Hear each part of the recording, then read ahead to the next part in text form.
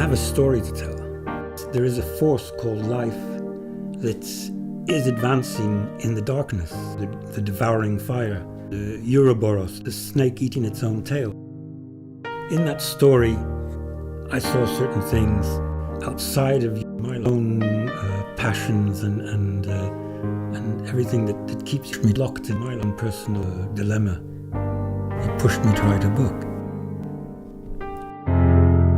Welcome to New Realities. I'm Alan Steinfeld, and I'm here today with Michael Chaplin in Spain, talking about his new book, A Fallen God, which I think the sign of a good book is that you can't put it down. And when you finish that book, when you finish a really good book, it rings like a bell inside you that echoes on a almost cellular level. It reflects your own life. And that's what I found with your book, Michael, that there was something about love and passion and loss and trying to find one's life. It's a kind of novelization of the story of Tristan and Isolde and Marc, the king of Brittany, as a kind of triangle of love. The narrator is Marc in a sense, but it also sounds very much like your voice. I wanted to call the book Marc and Isolde to just create the balance, because it is a triangle. Mm-hmm. Without Marc, the love affair would be no real meaning.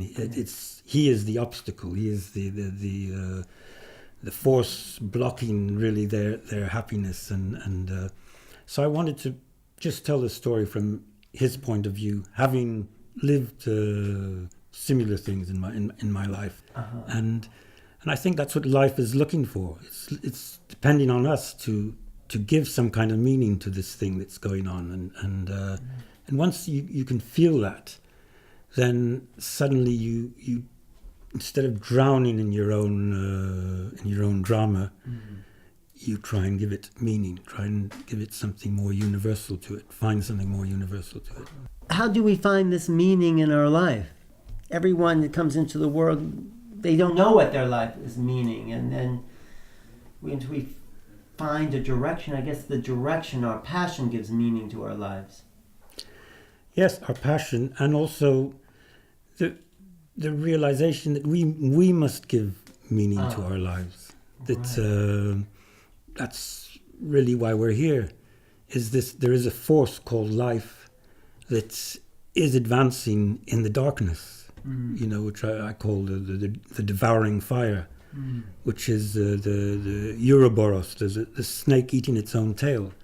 Every minute of our lives. Every minute of our lives, and we are part of this activity of birth, death, and reproduction, and love and passion. And love and passion. But already with love and passion, we lift ourselves a little bit above that.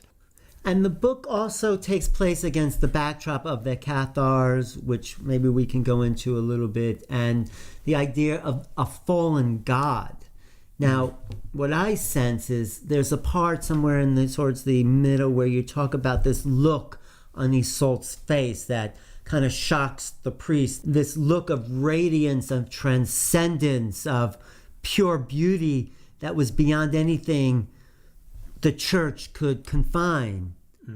Would that be the fallen God? That's quite a moment in the book where I feel like the churchman, the clergy, has taken a moment out of his indulgence in religion and sees what the world is really like. And this is sort of the theme you weave in there, is like what the world is about is not faith, it's about life. Yes, I think what I was trying to show was that this clergyman who had been pushing back the forces of the flesh and all its evil, suddenly saw in Isolde, as she stared up at him, before he could say anything, he was suddenly trapped in this force had trapped him.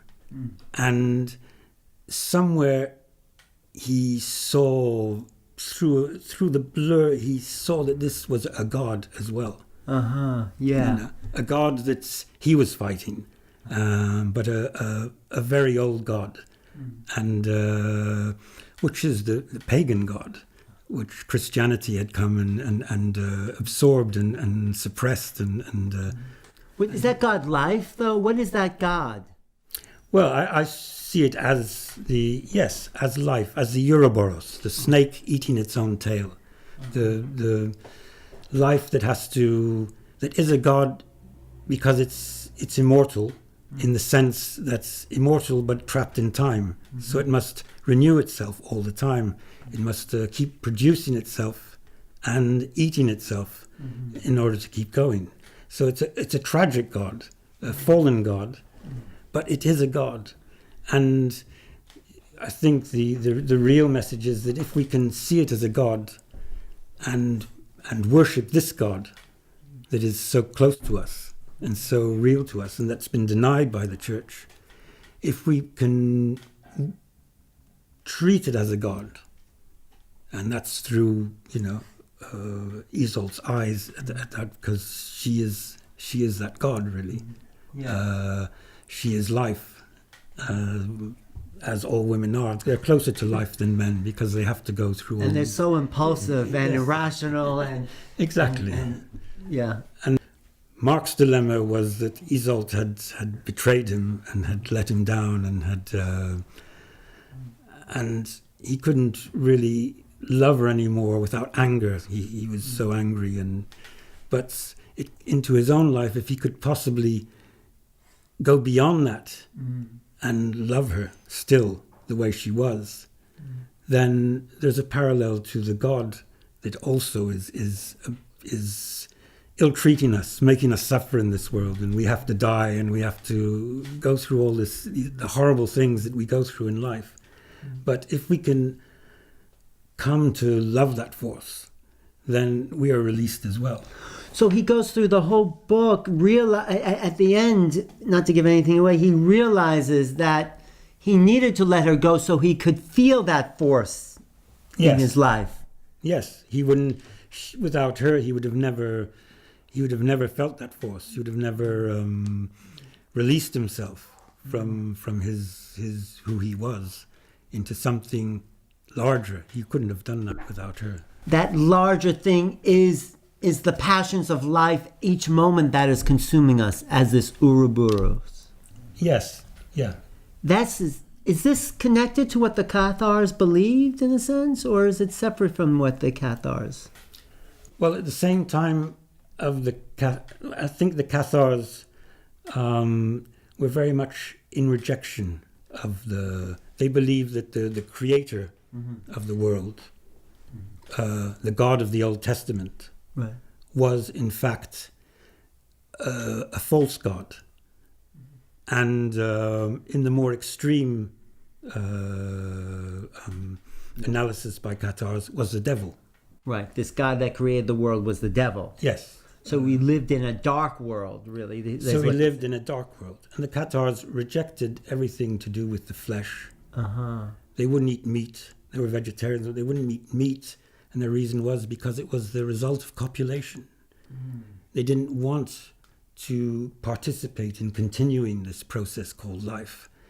They wanted to reach the God beyond life, which was the real God.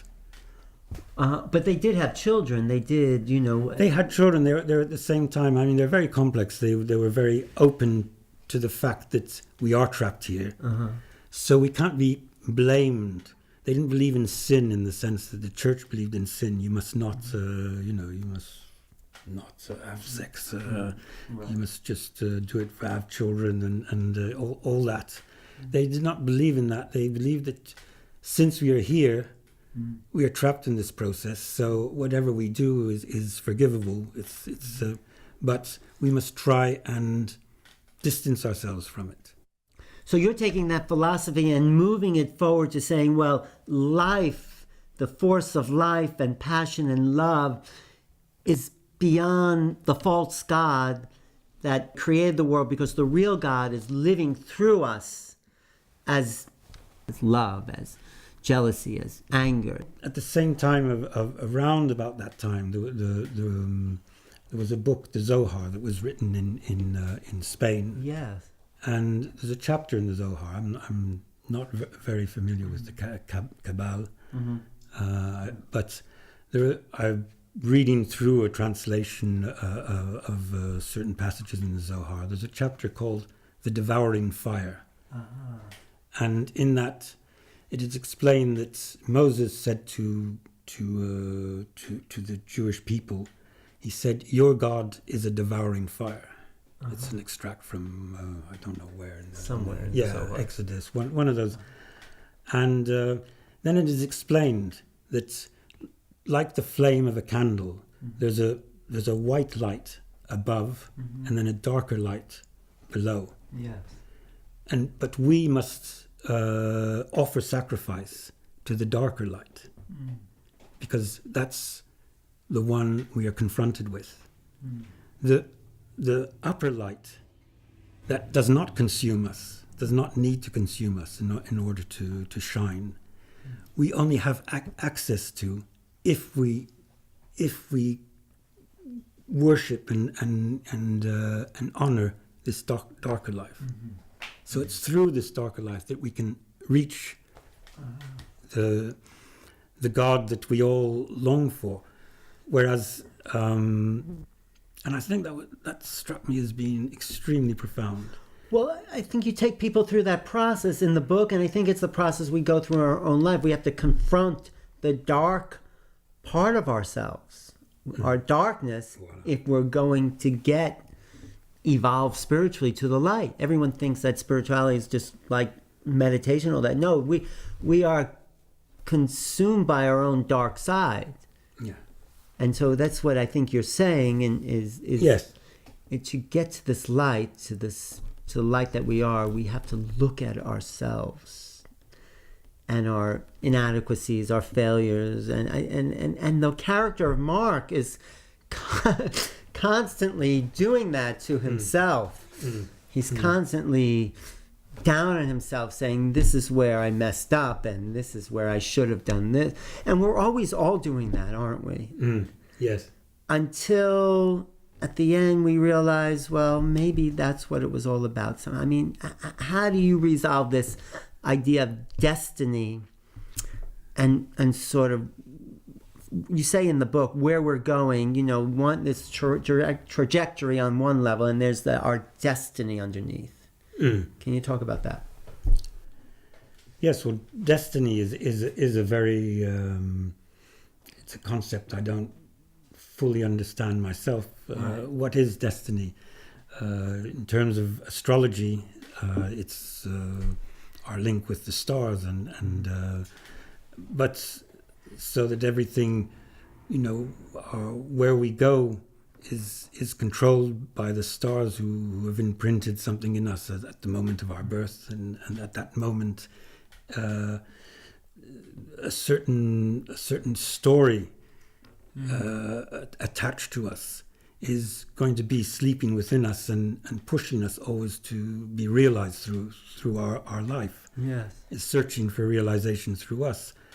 And so that's a little bit the way I conceive of destiny, that there is a story inside us that wants to be lived, and that we may not want to live it at all, or in the myth of Tristan and Isolde, maybe we'd all like to be Tristan rather than Marc. Right, we would. Because it's a lot more fun and wonderful. But it so happens that we are Marc in that particular. That's the part we were given, and that's the one we have to deal with. But I think if we can understand it if we can really feel that, it's not even understand. It's having to feel it, that this was what is given to us at a certain point, instead of fighting against it. The first reaction is just to fight, is to ferociously fight and say, no, I'm Tristan, I'm not Marc. Right, I don't have any dark side. She misunderstood me. I'm the Tristan. I don't want that part. I don't want to be in that movie. Right. But how do we deal with the fact that we're Marc, the fallen god in a sense? He's also a fallen god because he's... Yeah. But how do we come to know our own story, I think, is what... Because I think that if you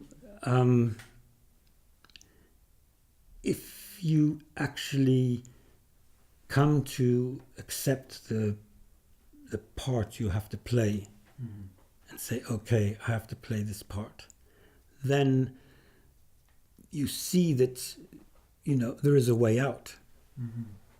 Before that, you don't see. There's always there's always, you're locked into something that you're rejecting and fighting wildly to get free of.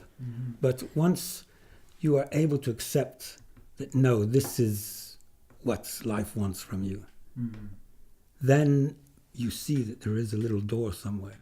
So that door is the resolution of one. I don't think you're giving anything away to know that the characters change and he comes to an understanding of his life. He understands that if he can just love Isolde. Just for who she is. Yes, just love her as she is. That's the battle we face. Yeah. That if he can do that, there's a tremendous store of energy. And instead of seeing it as a weakness, as saying, well, I don't want to be that sort of person. That's weak. That's giving in.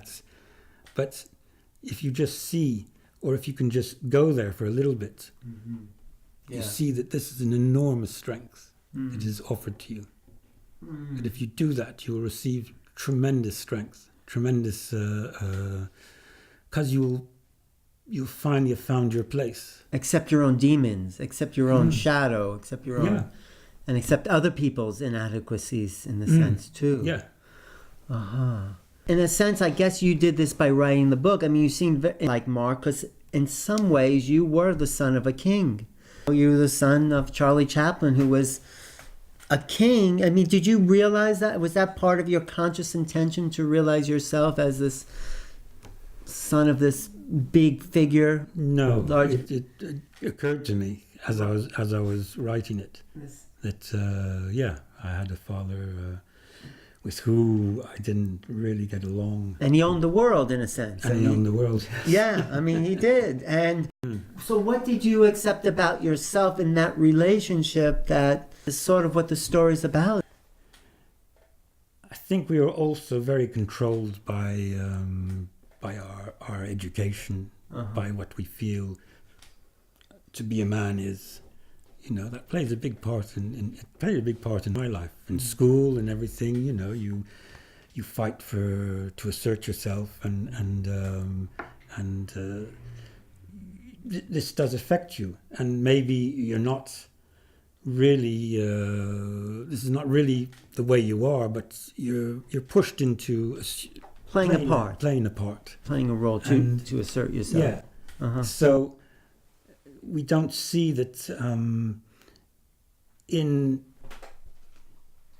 finding really the seed at the very bottom of our soul, which you can only reach by facing all the dark side of yourself. Right.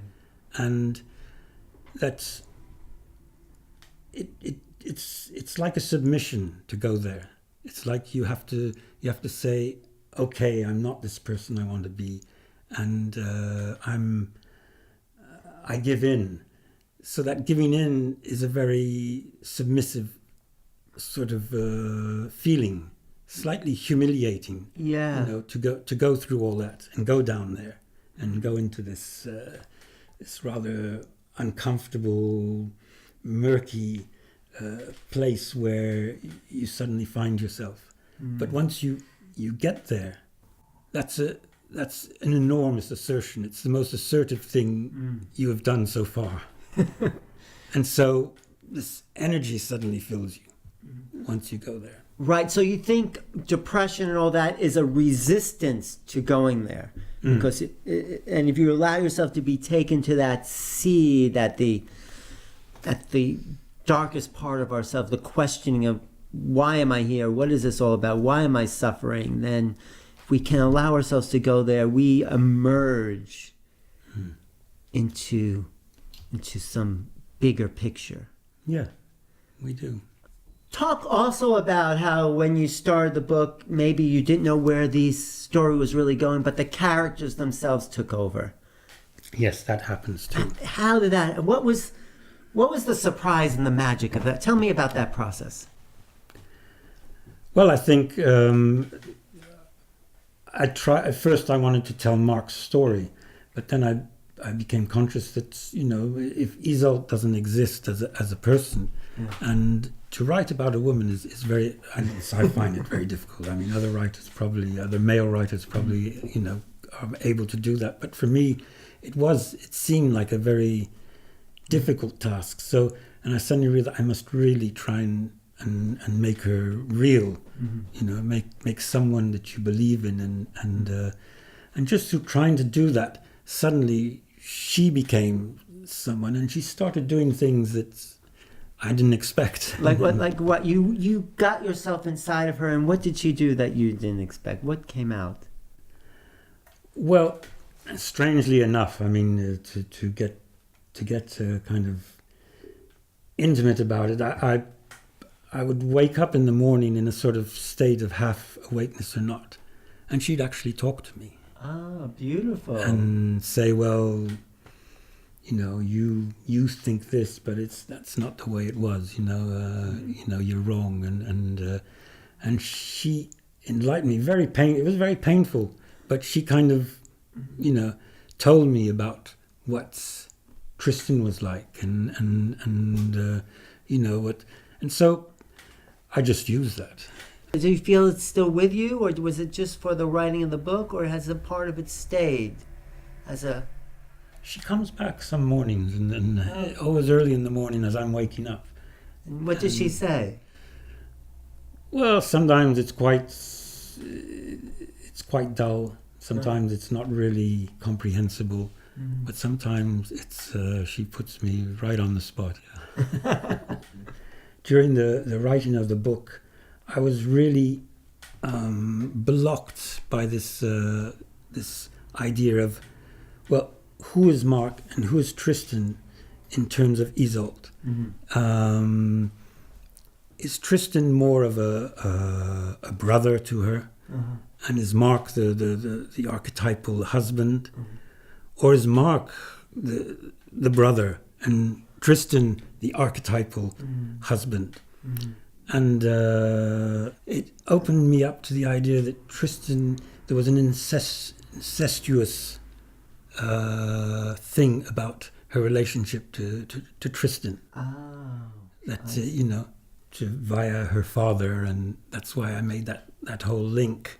Is it possible to have that idyllic relationship? I mean, is it possible to have or do we have to suffer? I guess, I don't know why I'm asking, but it seems like... I couldn't answer either. I mean, it seems that... we all want the ideal. We want the ideal, but also we can grow through a relationship. You know, we can actually learn things through a relationship. And it's probably the best way of seeing yourself as you are in a relationship, because there's another pair of eyes. Would you say that might be one of the reasons when Isolde runs off with Tristan, she returns to Marc? Does she sense something like that in her life, or why does she return? She doesn't have to, and you even asked that as the narrator. Yes. And is it to learn about the world, possibly? I mean, or what would you?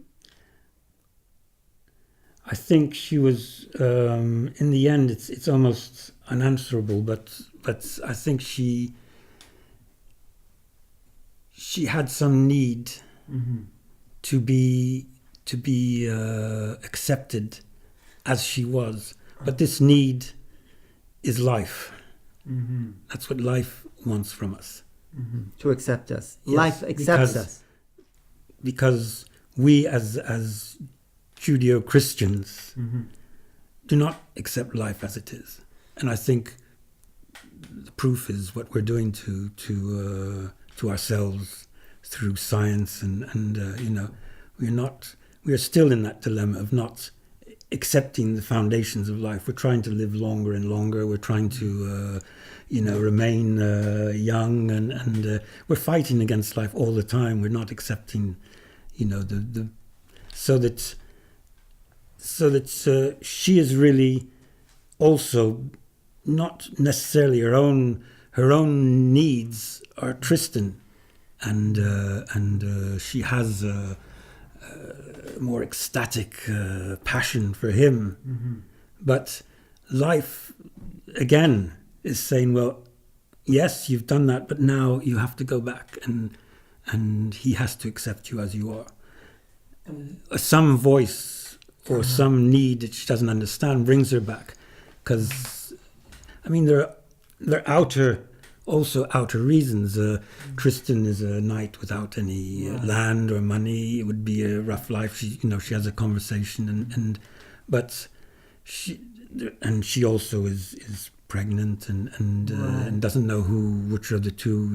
Yes. Anyway, not to give too much away, but but beneath it all, there is some mysterious force that brings her back, and this force I try and say, well, okay, it's life. Life wants this because life wants this part of itself to be accepted. This is just an external circumstance that acted itself out in the world, but the drama already existed inside of him. Yeah. And I guess that's true of everyone, so our outer relationships are the reenactment of our own inner dramas. Yeah. And then how can we use a book like this, because I think we can, to resolve some of that, to show us we can accept ourselves. I became conscious that there are other forces, because I wasn't really open to that before. These forces aren't described in books or religion, but only through experience in that sense. Yeah. And strange events and really weird coincidences that led me to believe there was something else working behind my own life. There was something else, pulling the.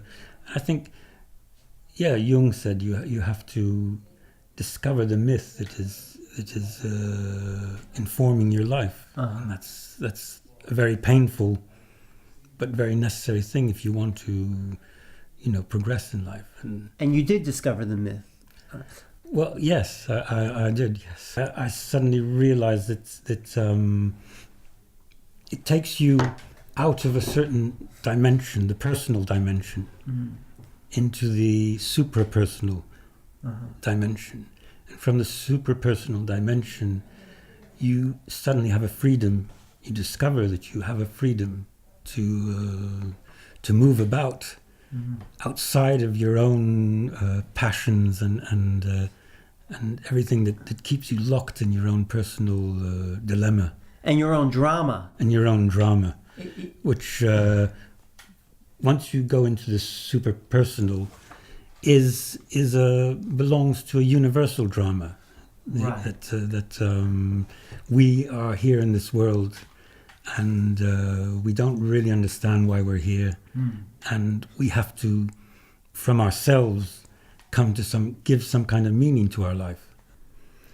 We have to surrender, but in surrender, there's a great moment of the impulse to surrender is a very powerful asserter. You're asserting something. By surrendering, you're also asserting something that will be revealed to you when you surrender. Oh, so by surrendering as an action, you're actually doing something that will move your life forward in that surrender. As it may look like surrender, but it's not of a giving up. It's a way of propelling yourself forward into life. Letting go of something. Yeah. Which is how to say, it's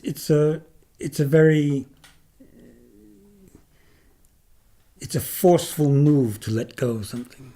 It's not out of weakness that you let go. You may think it is. Yes. But at that moment of letting go, you realize that, in fact, something is asserting itself at the same time. And that's what I find what has interesting and worthwhile in surrender. It takes sometimes a whole life to get to that point, doesn't it? Oh, yes, I think so, yeah. Yeah. Joseph Campbell said, let go of the life you think you're meant to live and surrender to the life that's living you. Yeah. So did it take you all this time to find that, or did you? Yeah. Was that discovered in the writing of the book? That sort of realization, or did you know that? I think I was halfway there when I started. Otherwise, I wouldn't have wanted to write the book. But in the book, I actually I went further, and yes, it was the end of the journey was writing the book. And what did you discover then inside yourself? Oh, that's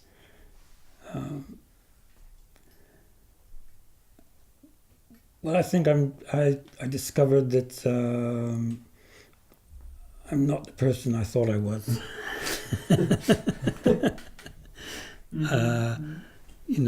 I was someone else, and that if I just came to terms with this someone else, I could achieve more. And since I then wrote a book, it pushed me to write a book. It pushed me to. I led a very long life of denial, and using up a lot of energy in denying certain things and in fighting certain things. And it wasn't a tragic life. I mean, we lived in a farm in France. We had great times. It was a very joyful life at the same time. But I was constantly in a state of insecurity and continual denial that was eating away into me. And I think you can. Another wonderful thing Jung says, which really had great meaning to me, because I'd felt that at a certain moment, that he says there's a certain moment in life where you arrive at a crossroads, and you can either go towards. He's talking about salt in the alchemical symbolism of salt, and he says, which is also bitter. And is also associated with wisdom. And he says one path can take you towards wisdom and the other towards bitterness. It's like the person we really are is this life trying to live us. Yes. You just have to somehow underneath the mask. That's underneath the mask. Yeah, we put a mask. And so you fought that mask. You took it off and let it be revealed. Well, life took it off me, I think.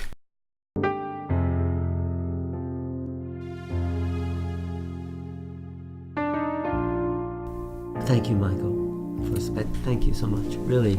Thank you, Alan. I enjoyed it. I enjoyed the book. I enjoyed our conversation. I enjoyed it very much too. Thank you very much.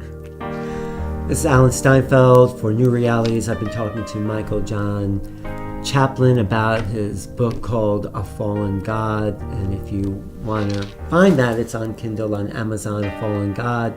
And if you want to reach me, I'm at newrealities.com. Thanks so much for listening and watching today.